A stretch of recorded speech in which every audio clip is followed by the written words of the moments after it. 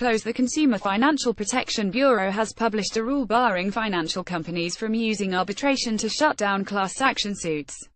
Video provided by Newsy News. Look who's consumers are on the verge of losing the right to sue their banks and credit card companies through class action lawsuits. Vice President Mike Pence broke a 5,050 Senate tie Tuesday night, narrowly approving the repeal of the rule that blocked financial companies from requiring consumers to resolve disputes via individual arbitration proceedings. The Senate vote followed earlier House approval and now goes to President Trump for expected signing. The action hands Wall Street and the financial industry a victory while dealing a defeat to the Consumer Financial Protection Bureau, the federal watchdog that approved the rule in July. The Bureau is headed by Richard Cordray, an Obama administration appointee who has been targeted for removal by some congressional Republicans.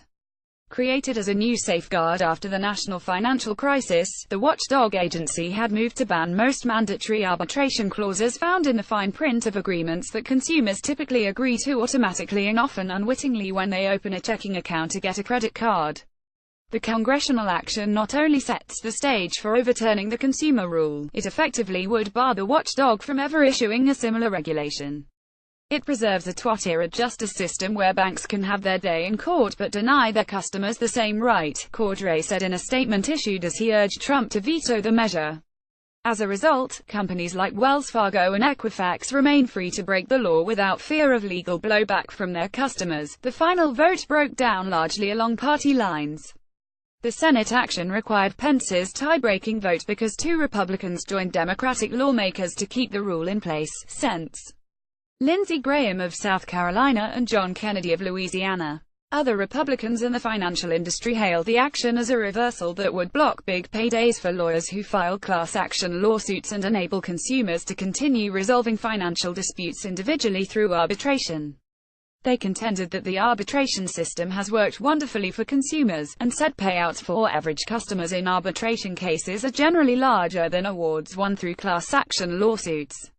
Arbitration results in better and quicker outcomes for consumers, so we applaud both houses of Congress for taking action to pull back a rule that would have benefited the class action trial bar at the expense of American consumers and businesses alike, Thomas Donahue, the CEO and president of the U.S. Chamber of Commerce, said in a statement. Consumer advocates, joined by congressional Democrats, however, called the action an undeserved gift to Wall Street.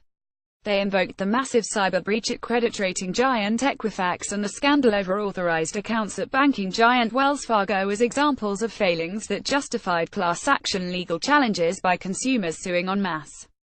More CFPB financial firms can no longer force consumers to use arbitration and group disputes. The vote means that big financial companies can lock the courthouse doors and prevent consumers who've been mistreated from joining together to seek the relief they deserve under the law, said George Slover, Senior Policy Counsel for Consumers Union, the policy division of Consumer Reports. Forced arbitration unfairly tips the scales in favor of banks, credit card companies, and other financial firms at the expense of consumers who've been harmed by widespread corporate wrongdoing. Follow USA Today reporter Kevin McCoy on Twitter at KameCoiny. Contributing Associated Press reader, share this story https://usat.ly2g3utf